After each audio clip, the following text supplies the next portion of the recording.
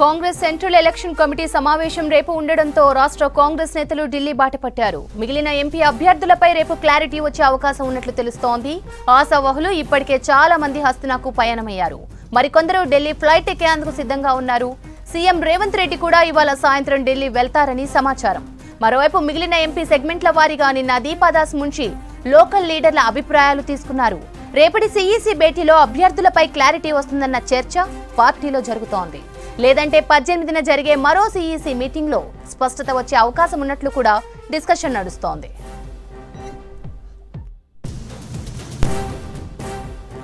మరిన్ని డీటెయిల్స్ రాజు అందిస్తారు. రాజు, రేపటి సీఈసీ మీటింగ్ లో అభ్యర్థుల లిస్ట్ ఫైనల్ అయ్యే ఛాన్స్ ఉందా?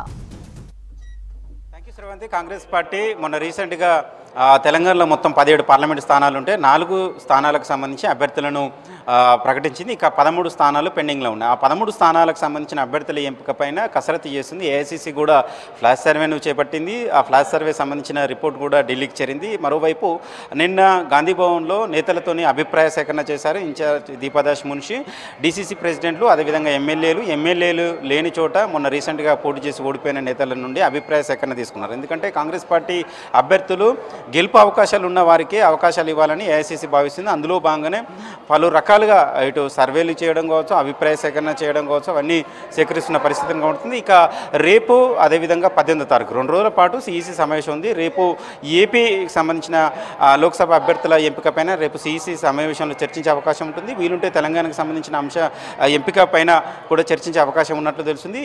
తెలంగాణ నుంచి PCC chief CM Revanth Reddy, అదేవిధంగా పీసీ సభ్యులుగా ఉన్న ఉత్తమ్ కుమార్ రెడ్డి హాజరయ్యే అవకాశం ఉంటుంది. అయితే మొన్న రీసెంట్గా 4 స్థానాలకు ప్రకటించిన ఏఐసీసీ మిగిలిన 13 స్థానాల విషయంలో చాలా ఆచితూచి వివరిస్తుంది. అయితే ఇదే పరిస్థితుల్లో ఇటు ఆశావాళ్ళు కూడా చాలా సీరియస్గా ట్రై చేస్తున్నారు. ఇప్పటికే బీఆర్ఎస్, బీజేపీ దాదాపు అభ్యర్థులను ఖరారు చేసింది. కానీ కాంగ్రెస్ మాత్రం అభ్యర్థులను ఇక ఖరారు చేయాల్సి ఉంది. సో ఆశావాళ్ళు కూడా చాలా సీరియస్గా పోటీ పడుతున్నారు. ఎలాగైనా ఈసారి లోక్సభ బరిలో ఉండాలని అయితే కాంగ్రెస్ సంబంధించిన ఆశావాళ్ళు సీరియస్గా ట్రై చేస్తున్నారు. ఇప్పటికే చాలామంది నేతలు ఢిల్లీలోనే మకాం వేసి CC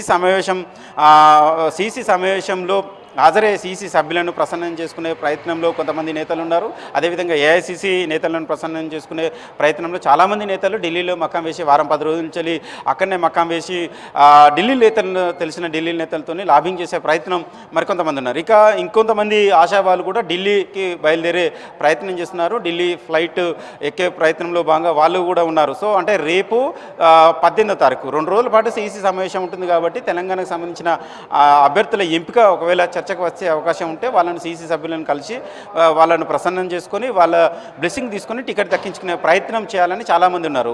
PCC working president Jaggareddy కూడా ఢిల్లీలోనే మకాం వేశారు. గత వారం రోజులుగా ఆయన ఢిల్లీలో ఉన్నారు.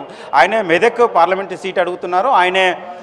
ఆయన కాకుండా ఆయన సతీమణి నిర్మల జగ్గారెడ్డి ఈసారి మెదక్ పార్లమెంట్ నుంచి వెళ్ళి బరిలో ఉంటారు. తనకు ఎలాగైనా సీట్ ఇవ్వాలని కూడా ఆయన సీరియస్గా లాబింగ్ చేస్తున్నట్లు తెలుస్తుంది. మొన్న అంటే తెలంగాణలో కాంగ్రెస్ పార్టీ అధికారంలో లేనప్పుడు స్థానిక సంస్థల ఎన్నికలకు సంబంధించిన ఎన్నికల్లో ప్రతిపక్షంలో ఉన్న సమయంలో ఓడిపోతామని తెలిసినప్పుడు కూడా మెదక్ నుంచి వెళ్ళి స్థానిక సంస్థల ఎమ్మెల్సీ బరిలో కూడా వాళ్ళ సతీమణి నిర్మల జగ్గారెడ్డి బరిలో దిగారు. ఓట్లు ఉన్న 230 చిల్లర ఓట్లు ఉంటే దానికంటే అదనంగా 7-8 ఓట్లు అదనంగా వచ్చాయి. కష్టకాలంలో పార్టీకి పట్టుకొని ఉన్నారు. అదేవిధంగా ఎన్నికల సమయంలో ఎవరు ముందుకు రాకపోయినప్పుడు కూడా అక్కడ పోటీలో నిలబడ్డారు. సో ఇవన్నీ పరిగణలోకి తీసుకొని నిర్మల జగ్గారెడ్డికి టికెట్ ఇవ్వాలని దీపాదాస్ మున్షితో పాటు ఏఐసీసీ నేతలను కూడా వాళ్ళ నోటీస్ కూడా తీసుకెళ్ళినట్టు తెలిసింది. ఇక మిగతా నేతలు కూడా సేమ్ పార్టీ కష్టకాలంలో ఉన్న సమయంలో పార్టీకి ఖర్చు చేసి కార్యక్రమాలు నిర్వహించి పార్టీని బలోపేతం చేసినందుకు తమకు కూడా వాటినన్నింటినీ పరిగణలోకి తీసుకొని టికెట్లు ఇవ్వాలని చాలామంది ఆశావాళ్ళు పార్టీలో ఉన్న నేతలు కావచ్చు, పీసీసీ నేతలు కావచ్చు ప్రయత్నాలు ముమ్మరం చేస్తున్న పరిస్థితిని కనబడుతుంది. ఒకవైపు ఇటు పీసీసీ చీఫ్ సీఎం రేవంత్ రెడ్డిని ప్రసన్నం చేసుకోవడంతో పాటు ఏఐసీసీ నేతల బ్లెస్సింగ్స్ కూడా ఉంటే ఈజీగా టికెట్ వచ్చే అవకాశం ఉంటుందని చాలామంది నేతలు భావిస్తున్నారు. అందులో భాగంగానే చాలామంది నేతలు ఢిల్లీకి వెళ్ళి అక్కడనే మకాం వేసి ప్రయత్నాలు ముమ్మరంగా చేస్తున్న పరిస్థితిని కనబడుతుంది. అయితే బహుశా 13 పెండింగ్ స్థానాల విషయంలో అయితే చూసుకున్నట్లయితే ఈ 2-3 రోజుల్లో సీసీ సమావేశం జరిగే అవకాశం ఉంటుంది. కాబట్టి ఆ సీసీ సమావేశం తర్వాత ఒకేసారి 13 స్థానాలకు సంబంధించిన అభ్యర్థుల ప్రకటన ఉండే అవకాశం ఉంటుంది.